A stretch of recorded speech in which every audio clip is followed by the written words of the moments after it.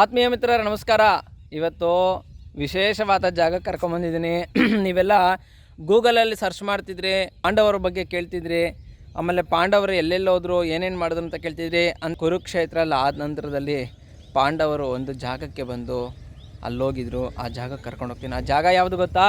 ನಿಷ್ಕಳಂಕ ಮಹಾದೇವ್ ಕಿ ಜೈ. ಎಷ್ಟು ಖುಷಿ ಆಗ್ತಿದೆ ಅಂತಂದರೆ ನೋಡ್ರಿ, ನಿಷ್ಕಳಂಕ ಮಹಾದೇವ್, ನಿಷ್ಕಳಂಕ ಮಹಾದೇವ್. ಆ್ಯಕ್ಚುಲಿ ಈ ಜಾಗಕ್ಕೆ ಬಂದಾಗಿನಿಂದ ಮನಸ್ಸು ತಾನಾಗ್ತಾನೆ ನಿಷ್ಕಳಂಕ ಮಹಾದೇವ್ ಕಿ ಜೈ, ನಿಷ್ಕಳಂಕ ಮಹಾದೇವ್ ಕಿ ಜೈ, ನಿಷ್ಕಳಂಕ ಮಹಾದೇವ್ ಕಿ ಜೈ ಅಂತ ಸತತವಾಗಿ ಜಪ ಮಾಡ್ತಲೇ ಇದೆ. ಮತ್ತು ರಾತ್ರಿ ಕೂಡ ಅಷ್ಟು ನಿದ್ದೆ ಬರಲಿಲ್ಲ, ತುಂಬ ಸೆಕೆ ಇತ್ತು, ಗಾಳಿ ಇರಲಿಲ್ಲ. ಒಂದು ರೌಂಡೆಲ್ಲ ಓಡಾಡ್ಕೊಂಬಂದ್ವಿ.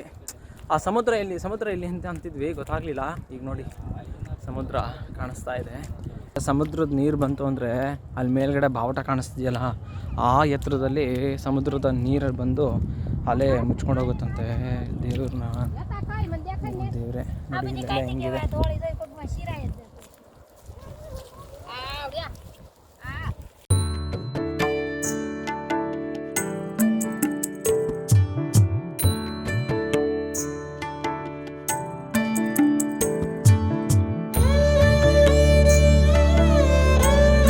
ಬಂದರು, ಶಿವ ದರ್ಶನ ಕೊಟ್ಟೇ ಬಿಟ್ಟರು ದರ್ಶನ.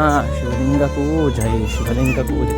ನಿಷ್ಕಳಂಕ ಮಹಾದೇವ್ ಕಿ ಜೈ, ನಿಷ್ಕಳಂಕ ಮಹಾದೇವ್ ಕಿ ಜೈ, ನಿಷ್ಕಳಂಕ ಮಹಾದೇವ್ ಕಿ ಜೈ.